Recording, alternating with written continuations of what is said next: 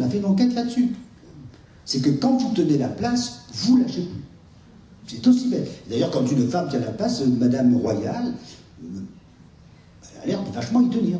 Bon, donc, si vous n'avez pas un système de rotation des places, ben, tout simplement, vous avez une loi bien connue de la concentration des élites et un système qui se fige. La différence, tout ça avec l'école, c'est que l'école, elle fonctionne, sa légitimité, son fondement de justice, c'est l'égalité des chances. L'égalité des chances à l'école, c'est pas un jugement qu'on porte du dehors sur l'école. L'égalité des chances, elle est au cœur du dispositif scolaire. On entre tous dans la même école. Les enseignants que l'on a ont été formés de la même manière. Nous avons les mêmes programmes. Nous sommes jugés de manière équitable. Nous passons des concours anonymes. Donc, l'égalité des chances, c'est pas comme à la santé. L'égalité des chances, elle est au cœur du système scolaire. Et évidemment, ce que j'essaie de montrer, c'est que c'est absolument indiscutable. Mais en même temps, c'est un système dont il ne faut pas s'étonner qu'il nous retombe comme une déception permanente sur les pieds, parce que ce principe de justice, mais là je ne fais que répéter des thèmes rawlsiens au fond, ce principe de justice nous met devant des apories et des contradictions tout à fait considérables. Donc c'est pas comparable, et puis je n'aime pas trop qu'on s'amuse à mesurer les injustices. Il y a quelque chose d'un peu... voilà, qu'est-ce qui est pire? J'en sais rien de ce qui est pire. Mais l'école, c'est très particulier parce que la légitimité de l'école, c'est l'égalité des chances. Autrement, l'école n'a pas de légitimité. Si l'école n'est pas capable de dire « je produis des hiérarchies scolaires justes », qui deviendront des hiérarchies sociales justes, il n'y a plus qu'à fermer l'école. Voilà. Il y a quand même 25 ans d'espérance de vie de différence. Hein. Non, il n'y a pas 25 ans d'espérance. Entre un manœuvre du Pas-de-Calais et un cadre supérieur de Midi-Pyrénées. Non. C'est parce que le cadre du Pas-de-Calais est allé prendre sa retraite dans les Midi-Pyrénées. Non, il n'y a pas 25 ans. Non, mais 7 ans, je vous assure. Moi, quand j'avais 30 ans, je trouvais que 7 ans d'espérance de vie, ça ne faisait pas beaucoup d'écart. Maintenant, j'ai 65 ans, je trouve que 7 ans, c'est beaucoup. Voilà, c'est beaucoup 7 ans. 7 ans, c'est beaucoup. 25 ans, il ne faut pas exagérer. 25 ans, c'est entre le pays du Sahel. C'est vrai que s'il y a un milieu d'instituteurs, vous avez toujours raison. Ben, j'ai pas raison, c'est pas 25 ans que je joue. Vous êtes fâché, c'est pas 25 ans. Oui, pour changer un petit peu de...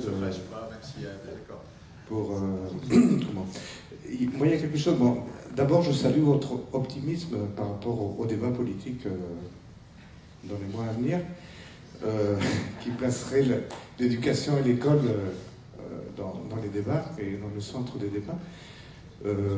Moi, le constat que je fais, c'est que malheureusement, on va éviter encore une fois de rentrer dans le débat des choses fondamentales de la société française actuelle, et qu'on va essayer de rester le plus politicien possible. Les coups bas ont déjà commencé d'ailleurs, enfin, c'était une petite parenthèse. Moi, ma question, elle est la suivante. En France, il y a déjà des pédagogues, des gens qui ont construit, qui ont beaucoup élaboré des choses par rapport au système éducatif. Et donc le matériel est là, le matériau est là, et je me demande comment se fait-il qu'on ne soit pas capable de passer aux travaux pratiques, c'est-à-dire de comprendre qu'il y a eu des lycées expérimentaux, des écoles libres, qu'il y a eu des libres, pas dans le sens de la droite, hein, des écoles pour former des citoyens responsables, et puis des gens qui n'ont pas peur de prendre la parole, etc. Et tout ça, ça existe. Il y a eu plein d'expériences. Qu'est-ce qui fait que, au niveau officiel, on retrouve toujours les mêmes, et finalement, ça tourne en rond. Et quand on va voir ailleurs, on va voir uniquement du côté du Canada, des États-Unis, ou du côté des pays scandinaves. Il y a aussi d'autres pays où il y a également des expériences qui sont très intéressantes. Et qui ne sont pas des pays actuellement en voie de développement ou sous-développés. Aujourd'hui, on dirait plutôt des pays émergents. Donc, qu'est-ce qui fait que finalement, on continue à tourner en rond comme ça? Et finalement, on retrouve exactement toujours les mêmes positions, les mêmes débats, et finalement les mêmes personnes qui ramènent exactement les mêmes approches. la question que vous posez, je la poserai différemment, c'est un peu différemment, pardonnez-moi, c'est de dire pourquoi, alors qu'il y a un accord maintenant bien installé sur le fait que cette école n'est pas à la hauteur de ce qu'on en attend, pour dire les choses de manière un peu euphémisée. Et ça, c'est nouveau. Hein. C'est nouveau. Je veux dire qu'il y a encore 15 ans, il y avait une sorte, nous avons la meilleure école du monde, etc. Bon, aujourd'hui, plus personne n'oserait dire ça, à peu près. Pourquoi y a-t-il, au fond, une sorte de paralysie politique devant la capacité collective de changer l'école? Bon, c'est très étrange, au fond, nous sommes tous capables de dire qu'il y a de gros problèmes à l'école, et d'une certaine manière, dès qu'il s'agit de la changer, il y a une sorte de gel, et vous avez peut-être malheureusement raison, depuis 30 ans, les ministres les gouvernements qui ont voulu toucher l'école ont sauté comme des bouchons de champagne, qu'ils soient de droite ou de gauche, et une forme de sagesse politique consiste à dire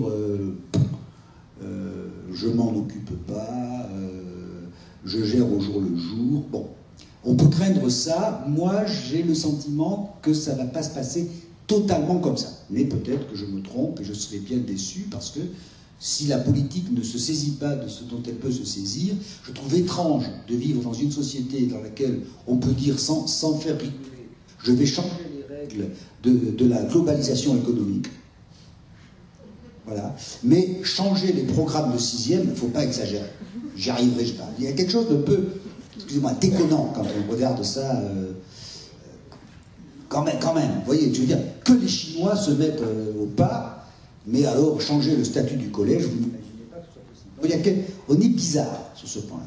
Alors pourquoi on est bizarre là-dedans? Moi, je vais faire un peu le sociologue, pardonnez-moi, c'est-à-dire avoir des explications un peu alambiquées.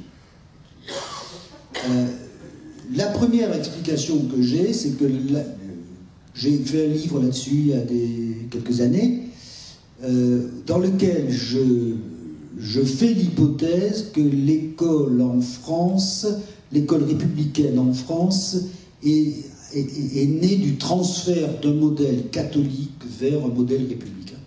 Et que donc, nous avons un rapport sacré à l'école. Et que quand vous êtes dans un monde du sacré, le changement est extrêmement difficile parce que vous êtes dans un univers de symboles. Je vais prendre un exemple pour bien me faire comprendre. Châtel, pour des raisons qui ne me paraissent ni bonnes ni mauvaises, anecdotiques, décide que les gamins qui faisaient 2 heures d'histoire en terminale S vont faire 2 heures d'histoire de plus en première S, comme on l'avait fait il y a 30 ans pour le français. Tollé général, on assassine l'histoire dans ce pays. Je signale qu'on n'enseigne pas l'histoire dans les lycées techniques et professionnels et que tout le monde s'en fout. On est dans du symbolique, on est dans du... Voilà.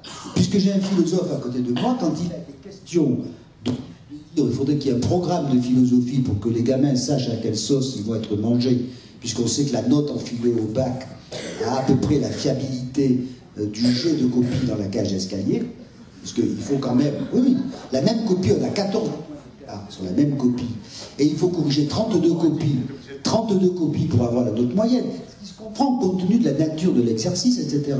Donc, ça a été une atteinte à la civilisation française, ni plus ni moins. Donc, quand vous avez des réactions comme ça, je le dis en toute sympathie, je veux dire, vous êtes dans un monde à la Monseigneur Lefebvre, à la Jean-Paul II, vous êtes dans un monde de théologie.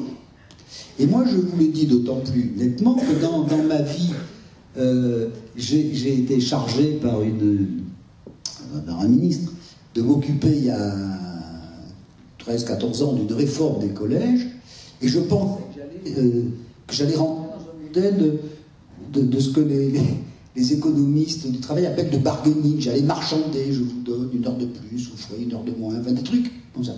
J'ai discuté de théologie en permanence. Je vous donne un exemple. J'avais dit, maintenant c'est passé dans les mœurs, j'avais dit ce serait bien que les parents aillent chercher les bulletins scolaires au collège, aillent le chercher 1 fois tous les trimestres, parce qu'on envoie aux parents, on ne sait même pas s'ils l'ont reçu, quand même on est responsable des gamins, bon.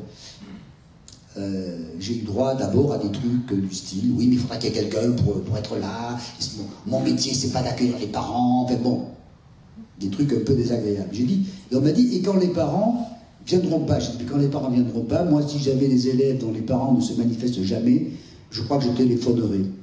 Bon. Et j'ai eu droit à des pétitions, il y a des manifs, on n'est pas des travailleurs sociaux. Ça va pas. Parce que vous voyez bien, je le dis en toute amertume, je veux dire, dans aucun autre pays du monde, on aurait pu imaginer une réponse comme ça. Parce que c'est pas que les enseignants veulent pas travailler, c'est parce qu'il y a l'idée qu'on a changé de dignité, qu'on a, comment dirais-je, qu'on a quitté la sphère sacrée de la transmission des savoirs pour rentrer dans une sphère d'une autre nature et qui est impure. Vous êtes dans un univers qui est construit sur ce mode-là. Et tout le monde y croit à ce mode-là. Donc, tant que nous aurons... La France a une grande chance, elle croit à l'école. C'est bien, ça c'est vachement bien. Mais en même temps, le fait qu'on y croit sur ce mode-là fait qu'on est un peu paralysé. On préfère les principes aux faits. Voilà. Moi, j'aurais aimé, je pense que dans des situations comme la nôtre, un peu de... Alors ça va paraître très vulgaire, un peu de pragmatisme, c'est pas mal. Voilà. Regardez ce qui se fait vraiment, ce qui se passe vraiment.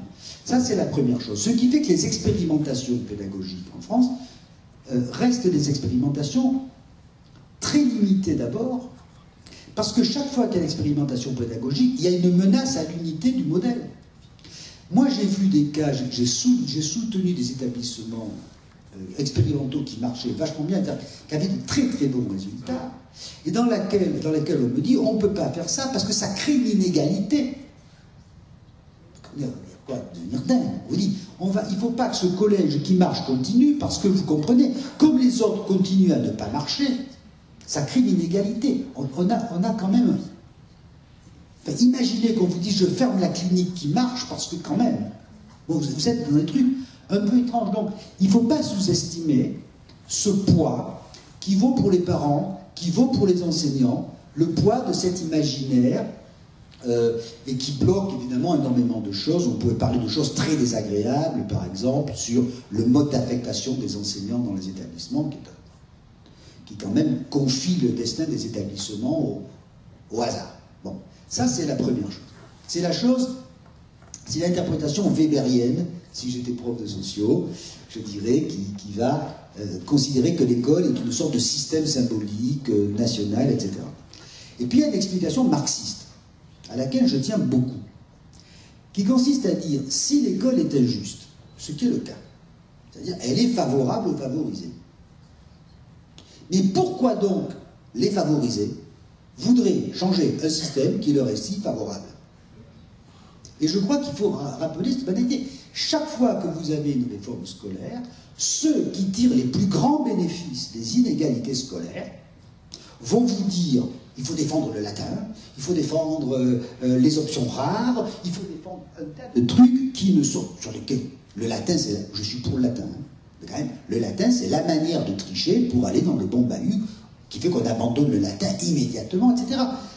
Donc, il faut être trivial. Si vous êtes convaincu que l'avenir de vos enfants se joue à l'école, pas de vos enfants en général, de vos enfants à vous, se joue à l'école. Si vous êtes convaincu que ce système vous offre un petit avantage différentiel, parce que vous êtes informé, vous savez vous orienter, vous savez comment ça marche, il faudrait quand même être complètement fou pour accepter des réformes qui vous enlèvent ce privilège. Et je dis ça que je me sens autant visé, si vous voulez, même plus maintenant, parce que mes enfants, c'est réglé, mais je veux dire, c'est naturel, c'est normal, il n'y a rien de scandaleux, mais il faudrait le dire.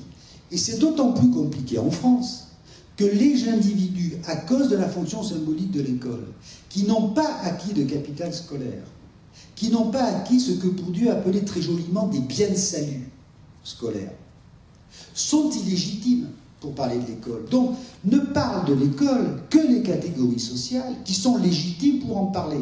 Et ces catégories-là sont celles qui gagnent dans le système scolaire tel qu'il est. Donc, le parti politique qui voudrait changer l'école prendrait le risque de se mettre à dos toutes les classes moyennes et d'en appeler à l'intérêt des classes populaires qui ne s'autorisent pas à avoir des idées là-dessus. J'avais organisé des débats dans des collèges sur l'avenir du collège il y a donc une douzaine d'années, sans débat en France, avec les enseignants et les parents. Je vous assure que j'ai vu des choses gênantes.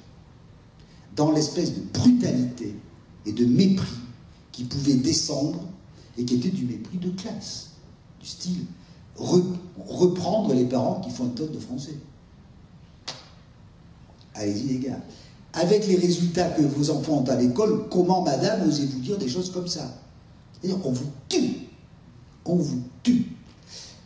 Ce que je dis évidemment est anecdotique, ça n'a pas de sens, bien sûr.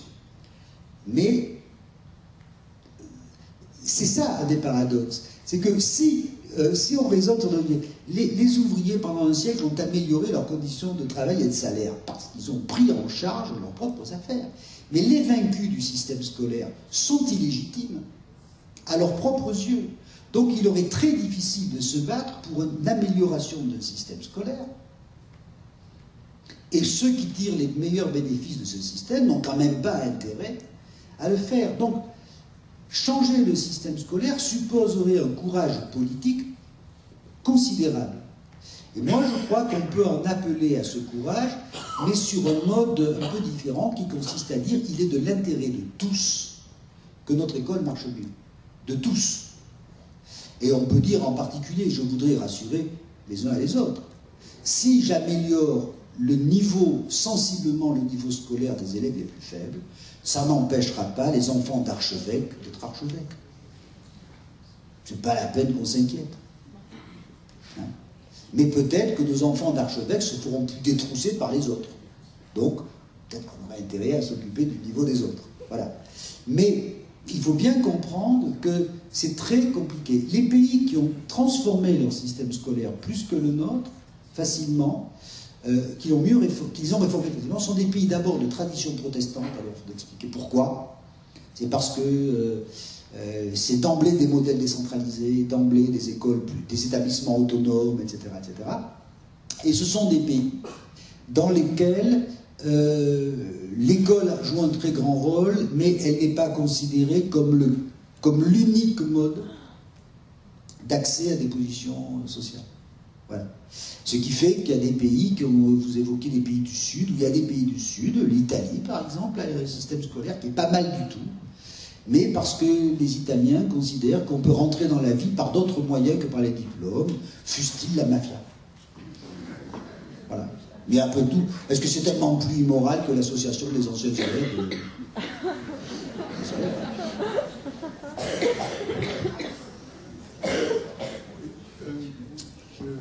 J'ai apprécié la façon dont vous retournez un petit peu la question de justice scolaire, là, en insistant sur les apports qu'il faut apporter justement à ceux qui ne réussissent pas tellement, plutôt qu'à ceux qui devraient réussir. Mais j'ai trouvé votre discours très isolationniste au sens où j'ai l'impression que c'était celui de la corporation des gens de l'éducation, et que vous n'avez pas, pour donner des éléments pour aller dans votre sens, justement, vous n'avez pas exposé un petit peu les énormes difficultés qui montent dans le système libéral, quoi. Alors, il y en a qui existent et qui concernent justement, entre autres, le savoir. C'est-à-dire que scolairement, je pense qu'il y a des raisons pour lesquelles de nombreuses populations peuvent se désintéresser du savoir parce qu'on leur montre d'autres modèles. Et plus précisément sur le savoir, l'espèce de perte de monopole qui venait des savants. Hein, le modèle du 19e siècle, il n'y avait pas le chercheur, et puis celui qui enseignait, et puis tout le système éducatif. Il y avait le savoir qui était tenu par les savants. Et à l'heure actuelle, dans le système global, on voit par exemple apparaître des choses comme la prise en main par des très grands dominants de ce qu'ils appellent ils appellent ça c'est plus que le managing du savoir, la gestion du savoir, mais c'est la gouvernance du savoir. Et ça remet, ça n'isole pas du tout la corporation telle que j'ai eu l'impression que c'était à elle que vous adressiez, que c'était suffisant. Si vous voulez, je crois poser une question très importante qui est en amont de ce que j'ai dit sur la qualité éducative. C'est-à-dire que tout mon raisonnement sur l'égalité des chances laisse de côté, ce qui est quand même considérable, la nature de ce qu'on apprend à l'école. Je considère que c'est une autre affaire, mais c'est une affaire évidemment énorme, et la qualité de l'expérience scolaire. Au fond, l'expérience scolaire, c'est au cœur. Un enfant à l'école n'est pas simplement quelqu'un, une cire molle qui apprend quelque chose. C'est un petit homme qui grandit. Bon. Donc, tout ça, ça renvoie à quelque chose de différent, qui n'est pas le problème de la justice scolaire, qui est le problème de la nature de l'institution scolaire. Quelle est la place? Au fond, l'école, c'est à la fois une organisation qui fait du tri social. Voilà, c'est une machine à trier. Et l'école, c'est évidemment un système institutionnel, c'est un dispositif symbolique qui transforme la subjectivité des gens. Et c'est quand même drôlement intéressant de ce point de vue-là. Mais c'est un autre problème. Mais c'est un problème tout à fait passionnant parce qu'effectivement, vous posez une question très, très considérable et qui n'est pas que française. C'est que, au fond, grosso modo, je vais très très vite, jusqu'au 18e, jusqu'à la naissance des États-nations modernes, voilà, des États-nations modernes démocratiques, grosso modo, l'école est un prolongement de l'Église. Bon. C'est-à-dire que l'Église a inventé une forme d'organisation rationnelle de prise en charge des enfants qu'on a appelée l'école, mais qui est sur un modèle de l'Église avec des examens. D'ailleurs, même, il va de soi qu'une école, c'est comme un couvent, enfin bon, etc., etc. Quand les écoles modernes républicaines se créent, elles reprennent ce modèle. Au fond, on sait tous en France, c'est allé très très loin, que rien ne ressemble plus à un curé qu'un instituteur, que rien ne ressemble plus à l'idée de sanctuaire religieux que l'idée de sanctuaire scolaire. C'est vraiment... Non mais je dis, c'est pas que des métaphores, c'est quelque chose d'extrêmement profond. Par exemple, l'idée même que c'est un métier de vocation est évidemment un transfert d'un modèle sur l'autre. Ce qui se passe maintenant depuis une trentaine d'années, et partout, dans tous les pays du monde, c'est qu'il y a une crise, vraiment une crise de la culture scolaire, une crise de la transmission scolaire. C'est-à-dire que pendant, vous l'avez dit, pendant très longtemps, au fond, l'école a le monopole de la transmission de la grande culture. Moi, je peux évoquer cette anecdote, mais quand j'étais enfant, j'avais une conscience très très vive. L'école m'ennuyait. Bon, parce que quand même c'est triste, l'école. Mais j'avais le sentiment très très vif que si je voulais en savoir plus que ce que j'apprenais dans ma famille ou dans ma rue, j'avais le choix entre l'école ou l'école ou l'école. Et au fond, les leçons d'histoire géo, pour moi, c'était de la poésie pure. Pas parce qu'elles étaient drôles, mais parce que c'était l'unique manière d'ouvrir la fenêtre. Bon. Aujourd'hui, ça nous fait plus plaisir, ou ça nous fait plaisir, ça n'a aucune espèce d'importance. La culture scolaire est devenue sinistrement, péniblement, tristement, abominablement scolaire. La plupart des élèves ne l'aperçoivent que comme un support de sélection. Parce que tout simplement, le monde social qui était désert, c'était comme le désert des Tartares, ce monde social désert qui n'était que dans des petites cultures sociales, est envahi par un flot de culture et de technologie d'information qui fait que la culture scolaire, pour parler comme Max Weber, est prise dans un processus de désenchantement continu. Elle s'est vidée, elle n'a plus de sens. Les seuls élèves qui ont une réponse enchantée à l'école, j'avais fait des enquêtes là-dessus, c'est les petits, pour ça que j'aime bien les petits à l'école, les CP, Parce qu'on leur dit pourquoi tu apprends à lire?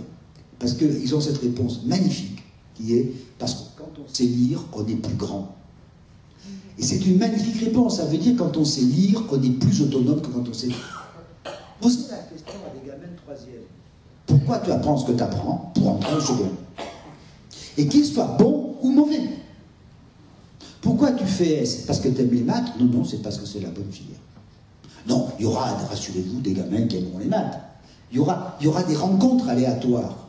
Mais grosso modo, là, on a un véritable problème. Et d'ailleurs, ça nous obligerait probablement, si on faisait de sociologie fiction, à non pas à rationaliser l'école, mais au contraire à la réenchanter sur le plan éducatif, à dire l'école peut vous offrir ce que le reste du monde ne vous offre plus.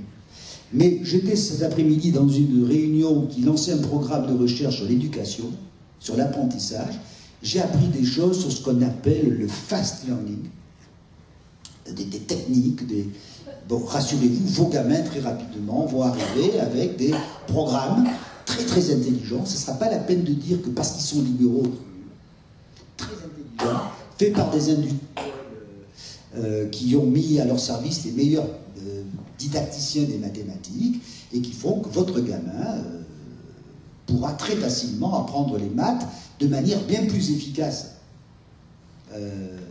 sur son machin qu'avec le prof de maths. Donc, ça n'abolit pas le prof de maths.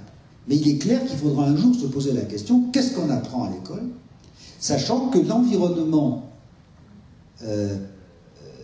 technologique d'information va probablement totalement déstabiliser une foule de choses.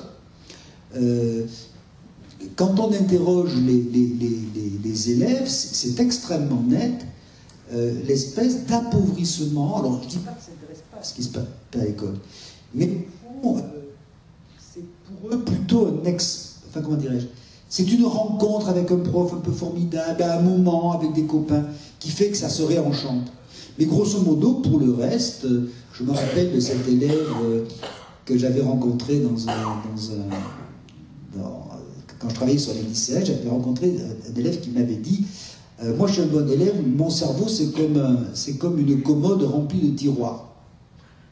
Hein, c'est-à-dire, top, je remplis, hétéro, je vide, je fais de la place, je remets, je vide, je fais de la place. Ça marche très bien comme ça. Premier problème, c'est-à-dire, ça ne m'intéresse pas. Et les enquêtes qu'on a sont vachement intéressantes parce qu'elles montrent au collège que les bons élèves ne s'intéressent pas plus à ce qu'ils apprennent que les mauvais. Simplement, ils sont bons. Voilà. Et la seconde question que ça pose, évidemment, qui est cardinale pour les enseignants, c'est qu'un enseignant, quand il y avait le charme de la culture scolaire, pouvait rentrer en classe et dire « sortez vos cahiers », et qu'aujourd'hui, le problème de l'enseignant, c'est qu'il faut qu'avant de dicter, il motive les élèves. Donc, l'enseignant doit payer de sa personne pour construire un système d'engagement et de signification à partir duquel, éventuellement, il arrivera à intéresser les élèves. Et quand on demande aux profs qu'est-ce qui est dur dans ce métier, ils disent c'est de motiver les gamins. Et quand on demande aux gamins ce qui est dur de faire les élèves, ils disent c'est de se motiver soi-même. Et c'est un véritable problème, et je crois que ça n'a rien de français, c'est quelque chose qui se dessine dans la totalité des pays. Au fond, l'école, les écoles publiques, ça a été fait pour faire des États-nations industriels modernes dans une sorte de monopole culturel. Plus de monopole culturel, les États-nations industriels modernes sont faits, et il y a un peu la gueule de bois, si je peux me permettre. Moi, je crois qu'il faut toujours des écoles, parce qu'il faut toujours distinguer l'accumulation de connaissances des capacités d'apprentissage.